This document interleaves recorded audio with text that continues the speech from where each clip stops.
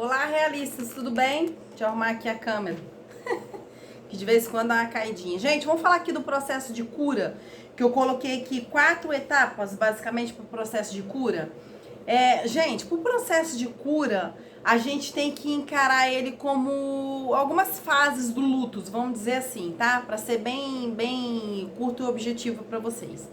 Porque quando a gente descobre que a gente está lidando com um narcisista e uma narcisista, é como se a gente tivesse que enterrar essa pessoa em vida, sabe? Dando contato zero, encerrando tudo mesmo com aquela pessoa, ou praticando ali a pedra cinza, para aqueles que têm ali um liame, uma ligação para com o narcisista e a narcisista, ou seja, se tem alguma empresa com aquela pessoa, se tem filhos, alguma coisa que ligue ainda, sabe? Ou se é o pai ou a mãe narcisista, enfim.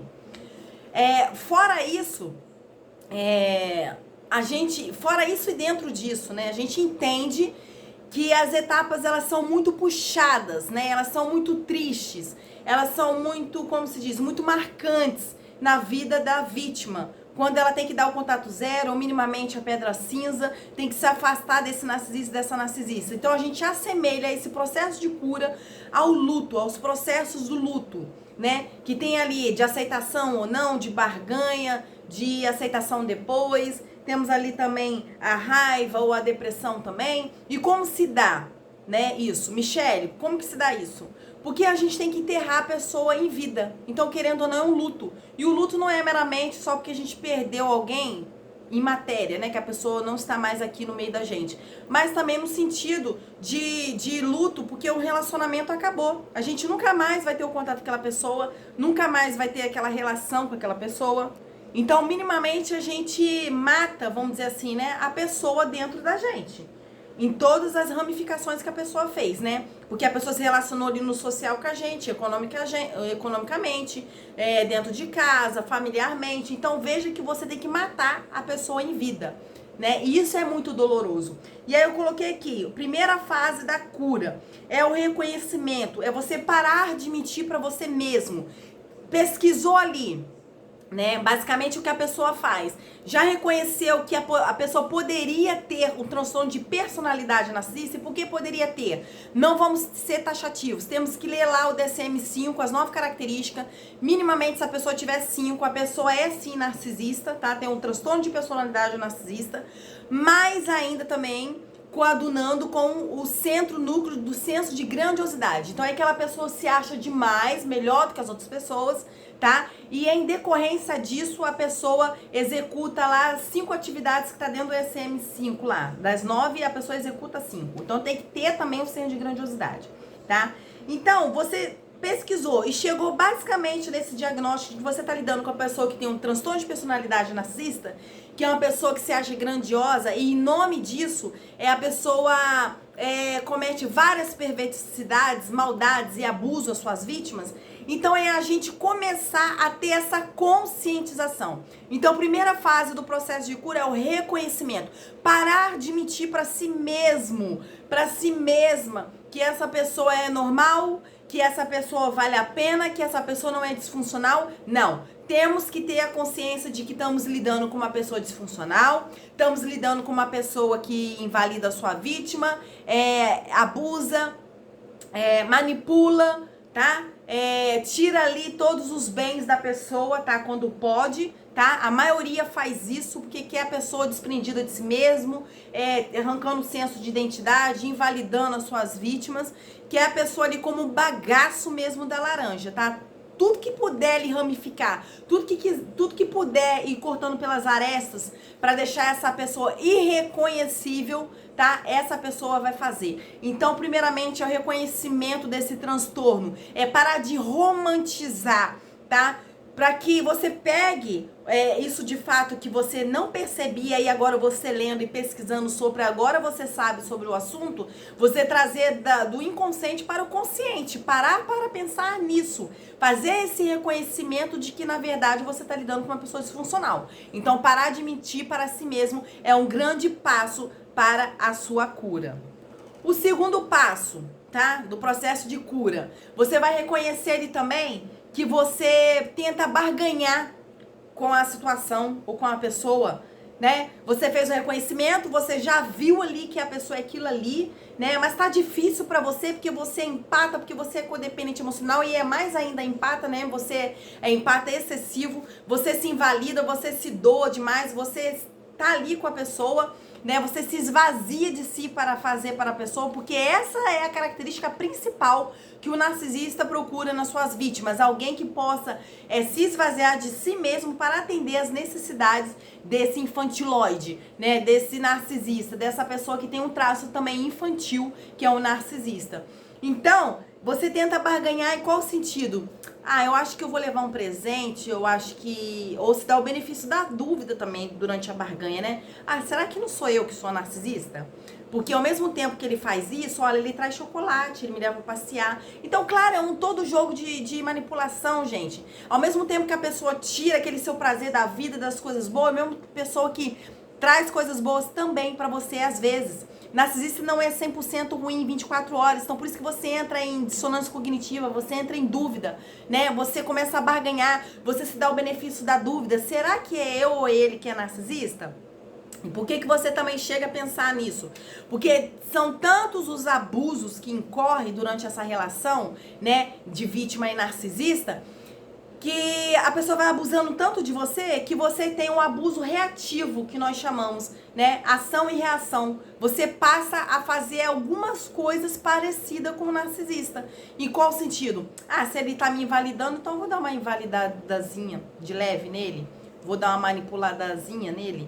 Assim, não é que você tá se tornando narcisista, porque isso é característico da infância, tá? Isso é personalidade, isso é modo de ser, a pessoa cresce nisso.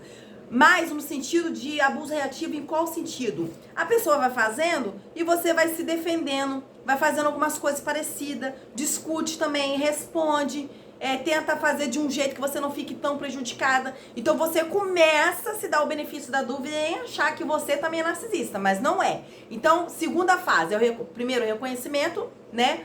Dizer pra você o que de fato reconhecer, parar de mentir pra você, parar de romantizar o que de fato tá acontecendo. Depois, barganhar, que você quer tentar, né, comprar a pessoa, né, no sentido de que, será que eu tô exagerando ou não? Eu vou levar presente, eu vou tentar colocar aqui uns paladrapos aqui nessa ferida, ao invés de curar, você coloca um paliativo ali, tampa o buraco, sabe, com a peneira e acha que vai resolver? Basicamente isso.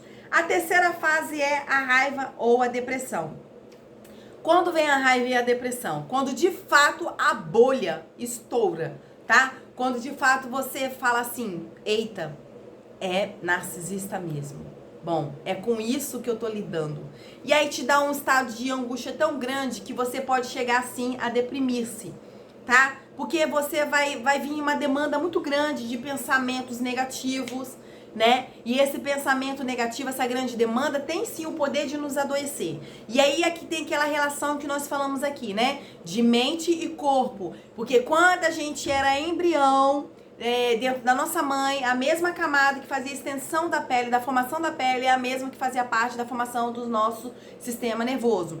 Então, essa ligação permite com que tudo nasça aqui, tá? Sem exceção, mas a indústria farmacêutica não vai falar isso, porque senão eles não ganham dinheiro, nem médico nenhum, enfim. Por isso que a terapia, ela resolve 100% quando a gente vai na causa, tá? Do problema. Mas, enfim...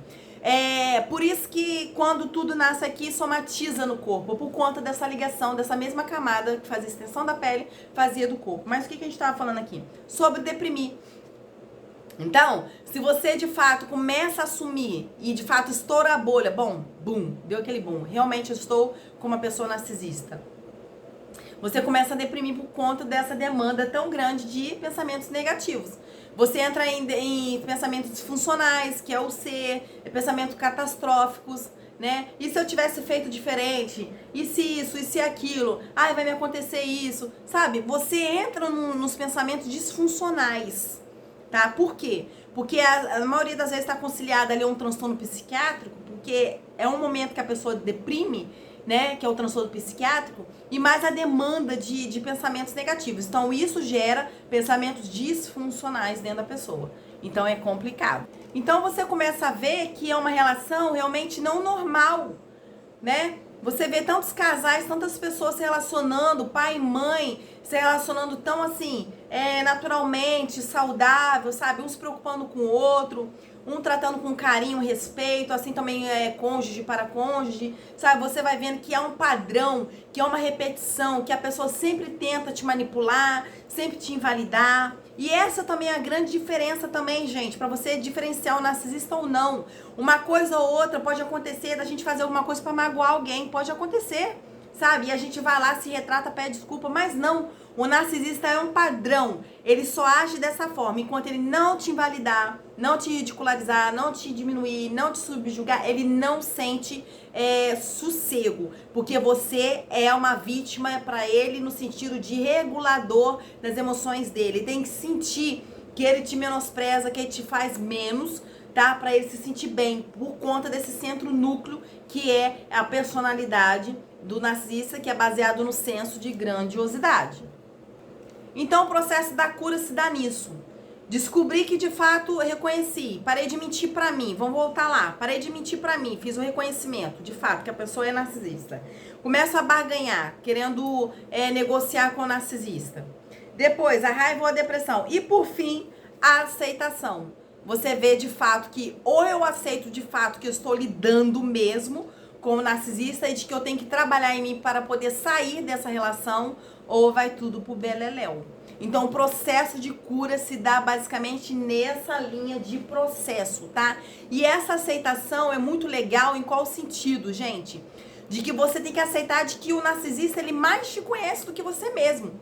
Por isso que ele sabe jogar com você. Ele te observou, ele te estuda, ele mais te conhece que você mesmo. E nesse processo de aceitação, quando você passa por todas essas fases, você começa a se acolher, a se aceitar, a se olhar mais, sabe? E fazer por onde mesmo por você. Então é isso, sabe? Você dá uma guinada nessa sua história, dá uma transformação passando por essas fases, tá? Então não se culpe, não sinta raiva de você mesmo por estar sentindo raiva, vamos dizer assim, né? Redundante. Mas é um processo de luto, tá? Você tá enterrando uma pessoa em vida, tá? Então você vai passar assim por todos esses processos, tá certo? Agora você já sabe, já entende, então o seu mecanismo será outro, a sua reação tende a ser outra, tá? Um beijo, fique com Deus, não vou me estender muito aqui porque eu falo demais. Beijo, fica com Deus, tchau.